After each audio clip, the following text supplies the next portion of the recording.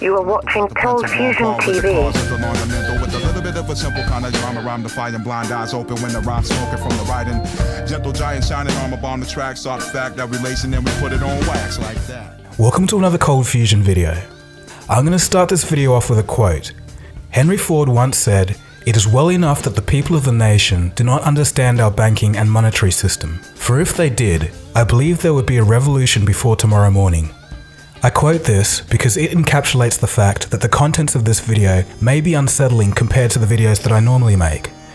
I still feel compelled to make this video because I've been exploring the financial world for the last 4 years, and it's definitely given me a more complete view of the world. I want to share some of what I've come across with you guys. I'm also going to do a video about cryptocurrencies like Bitcoin in the future, and to understand why Bitcoin and other cryptocurrencies may continue to rise, it's critical that you understand the contents of this video. I hope that you find this topic interesting and that it inspires you to do your own research afterwards. Now, with that said, let's begin.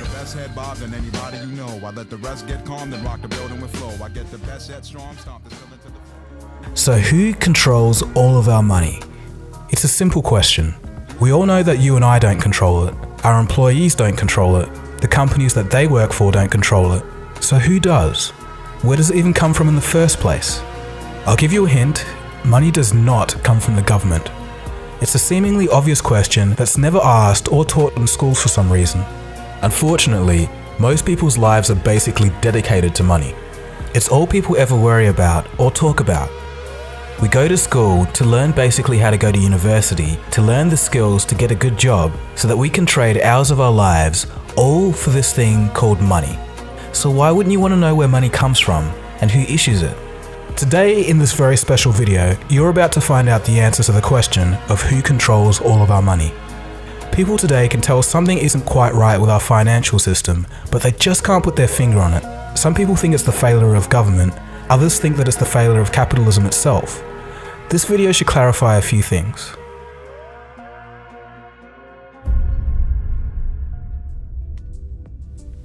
The year is 1694. And England had just suffered through 50 years of war. Exhausted, the English government needed loans to fund their political means. Brainchild of Scottish banker William Paterson, it was decided that a privately owned bank that could issue the money to the government out of thin air was to be the solution. This was the very first modern central banking system in the world.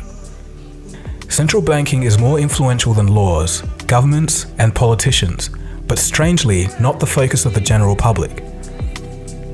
Fast forward to the early 20th century, and after 2 failed attempts, a group of bankers wanted to put a central bank in the United States of America.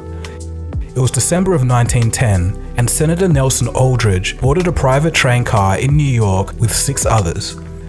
The 6 were not to be spotted by any news reporters to avoid questions. Their destination? Jekyll Island off the coast of Georgia. The meeting went for 9 days, and from that, they created the Federal Reserve System. This is all documented and a matter of public record. Some of them went on to write about the meetings in their personal biographies. Here's a quote from Frank Vanderlip, president of the National City Bank of New York, February 9th, 1935, in the Saturday Evening Post. "I was as secretive, indeed as furtive as any conspirator. Discovery, we knew, simply must not happen, or else all our time and effort would be wasted. If it were to be exposed that our particular group had got together and written a banking bill, that bill would have no chance whatever of passage by Congress." The 6 men that Nelson Aldrich brought together included the head of banks, branches of government such as the Treasury, and some of the richest people on earth at the time. To give you an idea of how rich they were, in 1910, these 6 men represented a quarter of the world's worth. The bankers told the American public that the purpose of the system was to stabilize the economy and to stop the grip of the Wall Street banks over America. The problem was, the guys that wrote the bill were the very same people they said they'd stop. If they succeeded, it will give a small group of men the ability to create money from nothing and loan it to the American government with interest. So why was it done in secret? Because the American people didn't want a central bank. Back then, unlike today, people knew what central banks were and understood them very well. Everywhere a central bank went, there'll be wealth inequality, wild swings between economic booms and busts, and after each bust, those at the top of society mysteriously came out richer while everyone else got poorer. Europe was the running example of this at the time. The Federal Reserve was originally drafted as the Aldrich Bill, but when it came into Congress, they recognized Senator Aldrich's name and smelt a rat. The bankers needed better cover. They decided to send two millionaire friends to carry the bill to quell the suspicions of Congress and renamed it the Federal Reserve Act. Next, in a textbook lesson of deceit, the bankers set out to fool the American people through disinformation. In the newspapers of the day, the bankers screamed and protested against the new Federal Reserve Bill. It would ruin the banks, they exclaimed. The average person read the protesting articles of the bankers and thought to themselves, if the bankers hate it, it must be good. And then they ended up unknowingly supporting a Trojan horse. The bankers also fooled Congress by putting clauses in the bill that limited their power only to remove them once the bill was passed. A double head fake of the public and Congress was all it took. The bill was passed on December 23, 1913, while most of Congress was out on holiday. And with that, a small group had complete monopoly over the issuing and creation of American money. Today, the Federal Reserve is the most powerful entity in the United States, and they're not ashamed to admit it either. Here's former Fed Chairman Alan Greenspan. What should be the proper relationship between a chairman of the Fed and a president of the United States? Well, first of all, the Federal Reserve is an independent agency, and that means basically that there is no other agency of government which can overrule actions that we take. What the relationships are don't frankly matter. In addition to this, it seems that the Fed can't even be touched by investigating parties. So I'm asking you if your agency has, in fact, according to Bloomberg, extended $9 trillion in credit, which, by the way, works out to $30,000 for every single man, woman, and child in this country. I'd like to know, if you're not responsible for investigating that, who is? We have responsibility for the Federal Reserve's programs and operations, audits, to conduct audits and investigations in that area. In terms of who's responsible for investigating, would you mind repeating the question one more time? Mr. Chairman, my time is up, but I have to tell you honestly, I am shocked to find out that nobody at the Federal Reserve, including the Inspector General, is keeping track of this. So what does all of this have to do with me, you might be asking? I don't even live in the US. Well, two reasons. Number one, the central banking model from the Bank of England and the United States has now been put in all countries, and even consolidated power in parts of Europe as the European Central Bank, or ECB. This unites separate countries under one economic policy. The only places in the world that don't have central banks are North Korea, Iran, and Cuba. In 2000, this list suspiciously included Afghanistan, Iraq, and Libya. And number two, since the end of World War II, the US dollar has been the reserve currency of the world. This means that all central banks hold US dollars in their reserves. In other words, all other currencies are backed by the US dollar. This directly links your country to the Federal Reserve's monetary policy in America. More on this later. When the post-World War II monetary system, called the Bretton Woods system, was created, all US dollars were backed by and exchangeable for gold. A byproduct of this was that currencies used to be very stable in relation to each other. Before that, all the countries, the exchange rates were fixed, and year after year you could predict what prices were going to be. You could start a business elsewhere, know if you could calculate profits. Business was much easier before floating exchange rates. Unfortunately, in 1971, due to a falling US dollar, international capital flows into gold, and the funding of the Vietnam War, President Nixon took the US dollar off the gold standard. I have directed Secretary Connally to suspend temporarily the convertibility of the dollar into gold or other reserve assets. Now the dollar was floating and backed by nothing, and has been ever since. Okay, so let's think a little. If the US dollar is backed by nothing, but the world's reserves are backed by the US dollar, intrinsically, since 1971, doesn't this mean that all currencies are now backed by nothing tangible, only trust in the American government? Well, this is correct. Money backed by nothing is known as fiat currency. Fiat in Latin means let it be done. In other words, the government says it is money, so it is. A consequence to having money backed by nothing is that whenever the Federal Reserve creates money, it dilutes the currency supply of all other nations because their reserves are backed by the US dollar. All countries' reserves are worth less each time money is created. In the past few years, the Federal Reserve has printed trillions of dollars, and countries like Russia and China have noticed this. As a reaction to the money printing, these countries have been selling US dollar reserves and buying gold over the same period. But wait a second. Some of you clever thinkers out there may have asked yourself, if every currency on Earth is backed by nothing, how am I able to pay for things? Well, as it turns out, the whole economic system today is running because it's backed by faith. Faith that you can exchange your unit of currency for goods or services. In a way, part of that faith comes from the fact that not many people actually know where money comes from. We're about to find that out in this video. A central bank is essentially the entity that manages a nation's money supply, and it can loan money to the government with interest. In the United States and most other countries, it works like this. When the government needs more money than they receive from taxes, they ask the Treasury Department for money. The Treasury then receives an IOU or bond from the government. The Treasury, through the banks, gives this IOU to the Federal Reserve. The Fed then writes a check for this IOU and hands it to the banks. At this exchange at the banks, money is created and it can be used to pay government bills. So hang on, where does the Fed get the money to be able to write this check? They get this money from nowhere. They literally just invent it. Here's a quote from the Boston Federal Reserve. Quote, "When you or I write a check, there must be sufficient funds in our account to cover the check. But when the Federal Reserve writes a check, there is no bank deposit on which that check is drawn. When the Federal Reserve writes a check, it is creating money." End quote. So in essence, they're writing a check and creating money from an account that has no money in it. The money the Federal Reserve creates can be used as legal tender to buy things and eventually makes its way into the real economy. If you and I did that, we'd go to jail for fraud, but they can do it because they invented the system. This is the same system used throughout the world today. Another part of this money creation happens at the commercial bank side. Every time you take out a loan to buy a house, car, or TV, banks create money out of nowhere to give you this loan, and you still have to pay interest on it. And don't just believe me when I say that. Hear it for yourself from the horse's mouth, the people running the system. Graham Towers, former governor of the Central Bank of Canada, states, quote, "Each and every time a bank makes a loan, new credit is created, new deposits, brand new money." End quote. Paul Tucker, Deputy Governor of the Bank of England, quote, "Banks extend credit by simply increasing the borrowing customer's current account." End quote.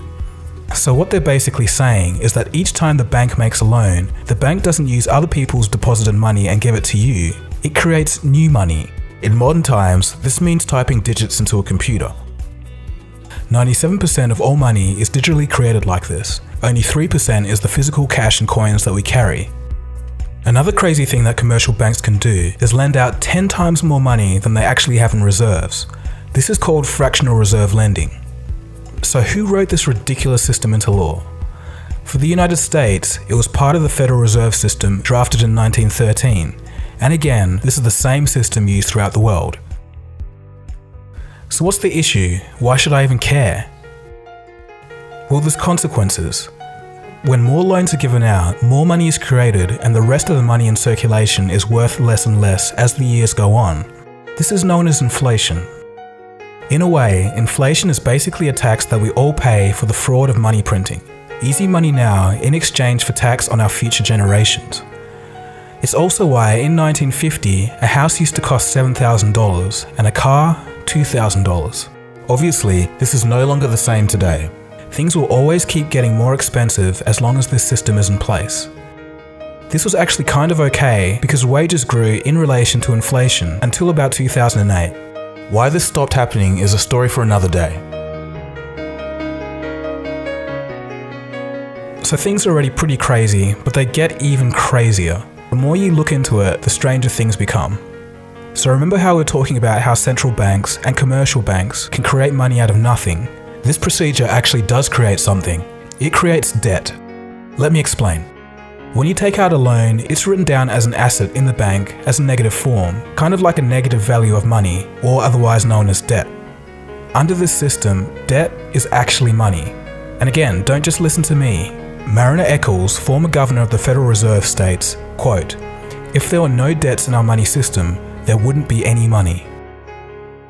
So in essence, instead of gold being the backbone of our economy, it's now debt.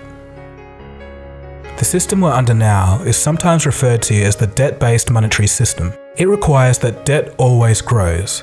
Countries and people must become deeper in debt so that there's more money in the system, because remember, debt is money. If people and governments stop borrowing money and pay back loans, the debt doesn't grow, the money supply shrinks, and the system falters. It truly is bizarre, but we all live in this system each and every day. The Federal Reserve and other central banks control money by adjusting its supply and how much it costs to borrow money, otherwise known as the interest rate. With these tools, and as a consequence of human group psychology, central banks can create booms and busts in the economy at will and also distort and derail an economy by messing with it. Let's take a quick case study. In the year 2000, Federal Reserve Chairman Alan Greenspan cut interest rates to 1%. He did this to try and fight off a recession from the dot-com bubble and encourage people to borrow money. When interest rates are low, if you're borrowing money, you save a whole lot on repaying mortgages. Since a 1% interest rate hadn't been seen at the time since the 1950s, it was a pretty good deal. Greenspan's idea was that he could create a wealth effect. People would start to buy houses, the prices would go up, and then people would feel wealthier and spend more money in the economy and stimulate it. Greenspan sure succeeded in getting people to borrow money to buy houses, but they borrowed too much, and the result was the 2008 housing bubble. This is a prime example of what can go wrong when central banks mess with an economy. Yes, corrupt bankers have a lot to answer for in their role in the 2008 crisis, but the Fed has a far bigger long-term impact. Even crazier things are happening in Japan. Their central bank is buying so many stocks that they were the #1 buyer of Japanese stocks in 2016. So they have part ownership of companies with money that they created from nothing. So in essence, it is the central banks that control our economy and the central and commercial banking system together that control all of our money. The difference is, central banks can create money at will, while commercial banks need loans to create money.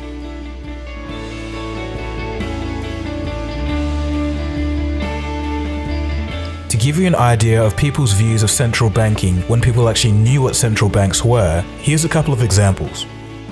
In 1881, then President of the United States, James Garfield, states, quote, "Whoever controls the volume of money in any country is absolute master of all industry and commerce, and when you realize that the entire system is very easily controlled one way or another by a few powerful men at the top, you will not have to be told how periods of inflation and depression originate."